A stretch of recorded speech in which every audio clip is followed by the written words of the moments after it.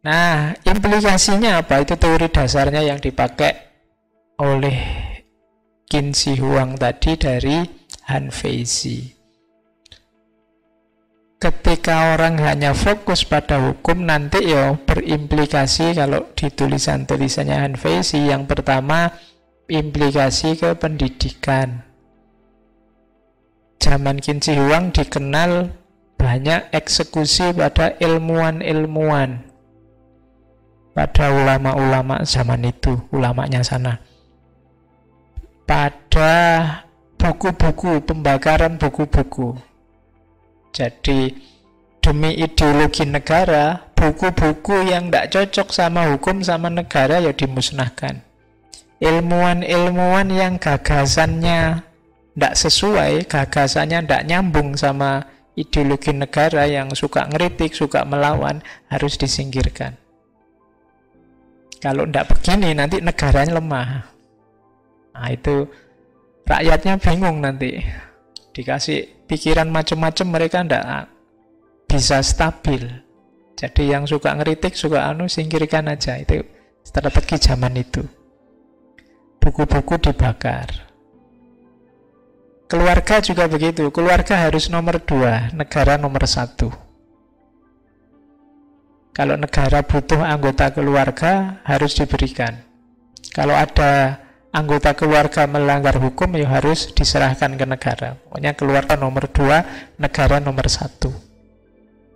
Jadi kalau di Hanfei ini manusia untuk negara.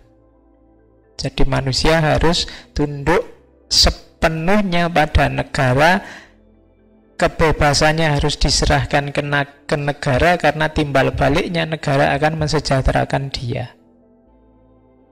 Jadi logikanya seperti itu. Makanya terus dikenal sebagai legalisme. Jadi pemerintahan yang fokus pada hukum. Oke. Jadi nanti teori ini bisalah kalian lihat, kalian jadikan framework untuk menganalisis fenomena macam-macam di negara kita.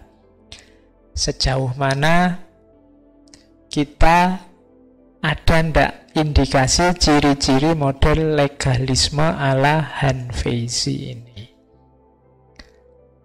Itu kalimat yang terkenal dari Han Feizi. Tidak ada negara yang kuat atau negara yang lemah selamanya. Kalau mereka menegakkan hukum dengan kuat, maka negara akan kuat. Tapi kalau penegak hukum lemah, negara akan lemah. Jadi kalau yang menegakkan hukum itu kuat, negaranya kuat. Tapi kalau yang menegakkan hukum lemah, negaranya akan lemah. Karena memang kuncinya ada di negara yang hukumnya kuat. Terus masyarakat itu takluk pada kekuatan, dan sedikit yang dapat dipengaruhi oleh doktrin-doktrin kebajikan. Kalian saya ceramahi bertahun-tahun kayak gini, kebajikan, kebijaksanaan, itu kan berubahnya sedikit. Tapi coba negara bikin undang-undang ngatur kalian, pokoknya setiap anak harus berfilsafat. Yang tidak filsafat dihukum kurungan selama 1 bulan misalnya. Kamu cepat menguasai filsafat nih mesti. Tapi kalau dibiarkan wis sinau-sinau dhewe, sak ngerti-ngertimu, sak ikhlase wae, wis ndak berkembang. Tapi begitu ditekan, awas. Kalau ndak, itu kan. Kalian tahu kalau nulis itu bagus misalnya. Tapi kalian kan ndak nulis kalau ndak diperintah dosen, itu pun perintah sambil ngancam. Kalau ndak ngumpul, nilaimu jatuh 40% tulisan ini. Kamu kan baru bergerak. Jadi begitu ada pressure, ada aturan, ada undang, kamu baru gerak. Kalau cuma dinasehati, mbok kamu itu nulis. Nulis itu penting loh untuk meningkatkan kualitas dirimu. Ndak nulis mesti yakin. Tapi kalau dipaksa, baru jalan. Jadi katanya Han Feizi, ndak. Manusia itu kalau cuma ceramah, dikasih doktrin-doktrin, ndak akan jalan.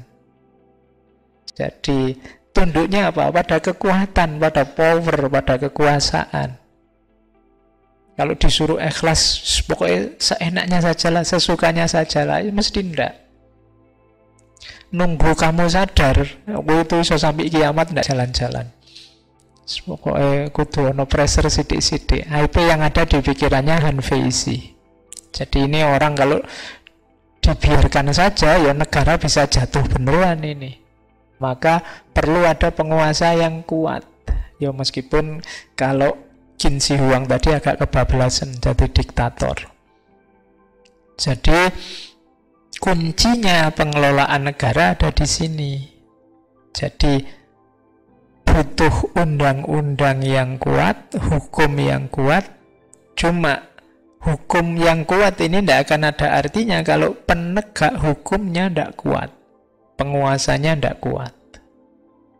Jadi kuncinya dua tadi kan, tiga tadi, Si, Su, sama Fa. Itulah kunci kejayaan satu negara.